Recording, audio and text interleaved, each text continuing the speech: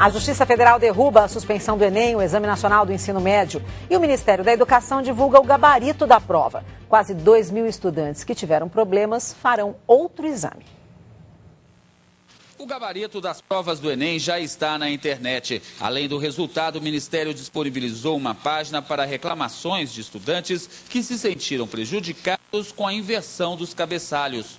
Aproximadamente 3.300.000 estudantes fizeram o Enem. A estimativa é que 2.000 tiveram problemas. A União Nacional dos Estudantes considerou precipitada a divulgação do gabarito, porque acha que primeiro deveria ser resolvida a situação dos erros nas provas. O presidente da Uni desconfia dos critérios que serão usados para definir quem fará um novo exame. Segundo ele, o mais correto seria abrir a oportunidade para quem quiser refazer o teste.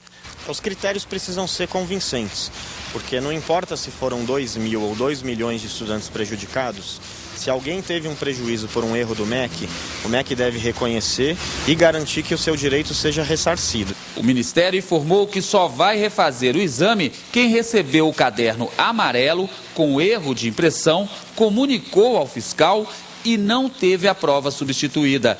Esses estudantes serão identificados pela análise das 123.000 atas das provas.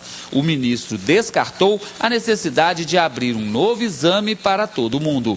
Podendo resolver 99,9% dos casos, não haveria razão para anulação de um exame dessa magnitude. O Ministério ainda não divulgou quando serão realizadas as novas provas, mas o ministro garantiu que será feito um estudo para evitar que a data desse novo teste prejudique quem for prestar vestibular.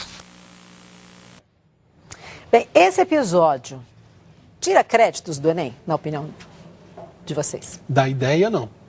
Que a ideia do Enem é fundamental para o Brasil, a ideia do Exame Nacional, a ideia que os estudantes possam ser móveis, a ideia que todos são submetidos ao mesmo exame, a possibilidade de você avaliar o ensino médio.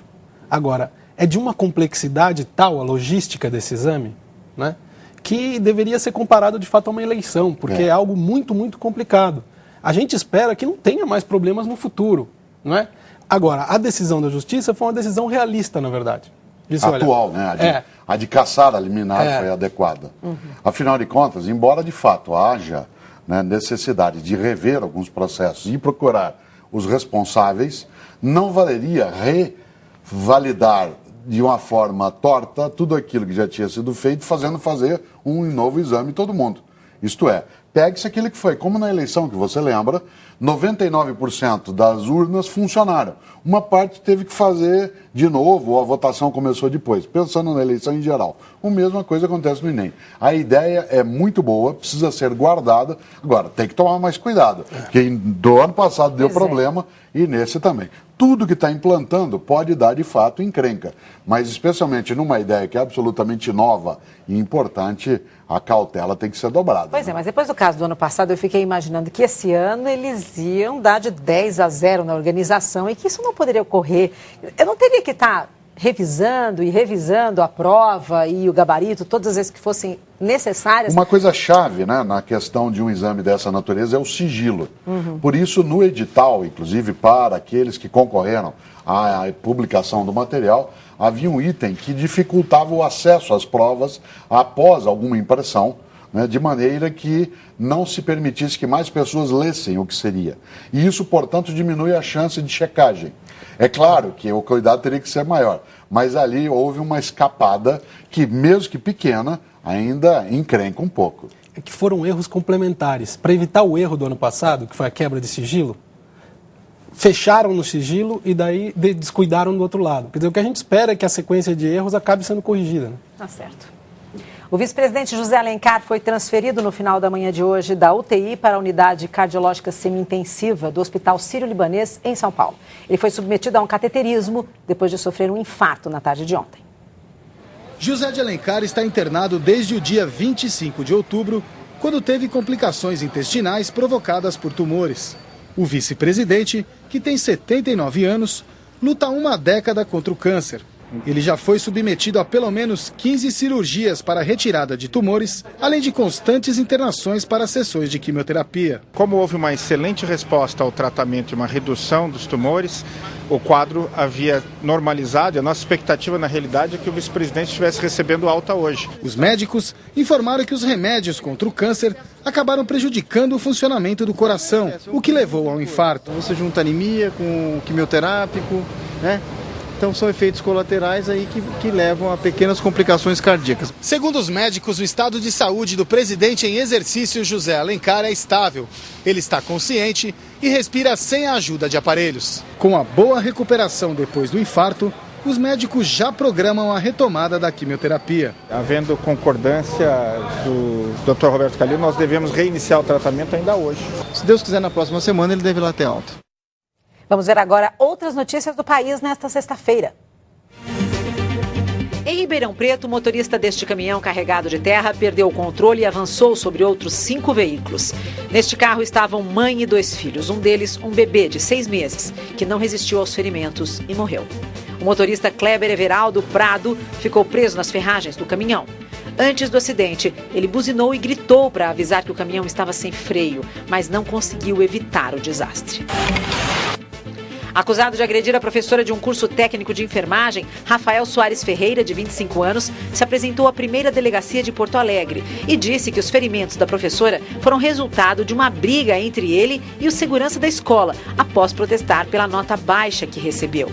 Ao ser atingida por uma cadeira de ferro, a professora teve os 2 braços e mais 6 dentes quebrados.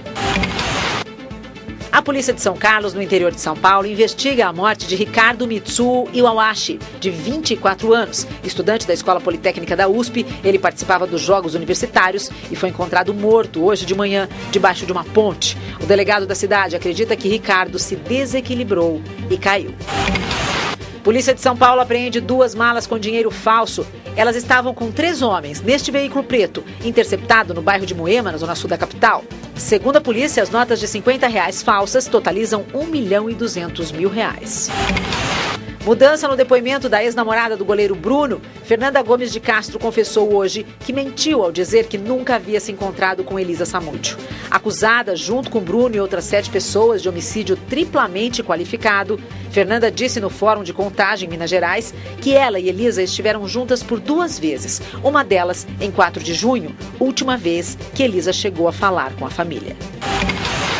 Tentativa de assalto a um escritório de administração resulta em tiros e perseguição pelas ruas dos Jardins, em São Paulo. Os assaltantes chegaram em 2 carros. Surpreendidos pela polícia, trocaram tiros e tentaram escapar usando vários outros carros, que eram roubados na fuga. Um deles foi abandonado com uma pistola dentro. 4 assaltantes foram presos. As irmãs Maria Anunciada e Maria do Carmo merecem toda a festa. Afinal, juntas elas têm 62 netos e 70 bisnetos. Mas não será por isso que entrarão no livro dos recordes. E sim pela idade, 105 anos. Oficialmente, essas 2 inglesas de 100 anos são as gêmeas mais velhas do mundo. Mas com 105 anos comprovados por certidão de nascimento, as irmãs pernambucanas têm tudo para vencer o desafio. E elas querem mais. Vou fazer os 110 anos. Tô bem.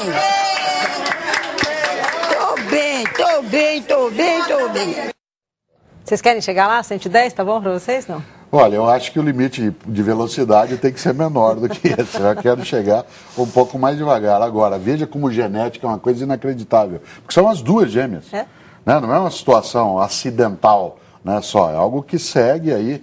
E é muito neto e bisneto, é uma coisa magnífica, né? Isso. Agora, a notícia que mais chama a atenção desse nosso giro é realmente esse caso de violência contra a professora, aquela barbaridade. Vocês como professores, como é que vocês enxergam? Há muitos casos de violência hoje em dia. A relação dos alunos com os professores mudou. O que falta para restabelecer um certo respeito nas salas de aula? Por causa de uma nota baixa, uma violência dessas?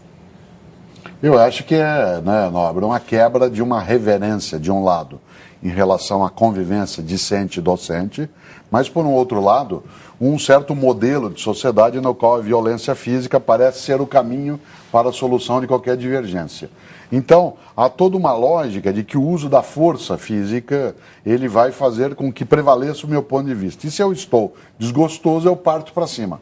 Esta ideia, ela atinge a escola também, não é exclusivo da escola, mas ela atinge a escola. E parece que a escola, em várias situações, é um território meio livre para que isso possa acontecer. É inacreditável que a gente tenha que ver essa situação, mas ela não é improvável de acontecer. Não.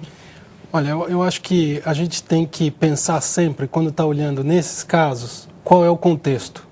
Porque quando a gente tira do contexto os fatos, fica parecendo que é só um agressor e uma agredida. E a gente não consegue ver o contexto mais amplo, como estava dizendo o Cortella, da sala de aula, de o que está acontecendo na escola hoje, né? E culpabilizando as pessoas. Quer dizer, eu gostaria muito de saber qual é a história desse rapaz, sabe? Como eu gostaria de saber a história dos outros agressores.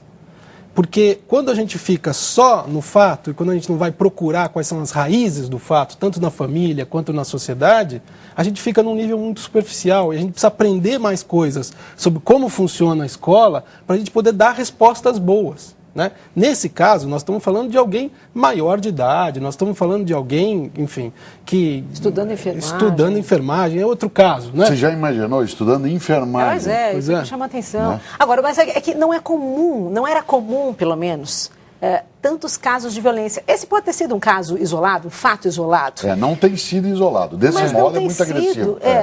Não tem sido isso. A gente tem visto muitos casos dentro das escolas, um lugar onde era mais respeitado, não? Mas as escolas eram mais vazias.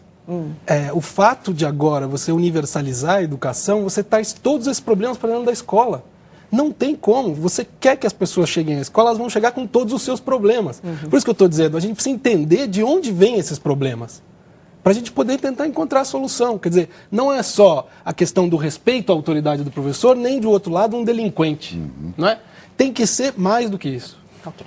Vamos lá. Será que um vaso pode custar o mesmo que 120 apartamentos no valor de R$1 milhão cada um deles? Para um misterioso colecionador chinês que desembolsou esse valor, isso é possível. Quando o leiloeiro bateu o martelo, não havia mais dúvidas. 43 milhões de libras esterlinas, ou 120 milhões de reais, foram pagos por esse vaso de porcelana chinesa. O nome do comprador não foi revelado. O vaso foi encontrado numa casa de Londres por dois irmãos que esvaziavam a antiga casa da família. Especialistas garantem que a peça de 40 centímetros de altura foi fabricada na China por volta do ano de 1750 para o imperador da dinastia Qing.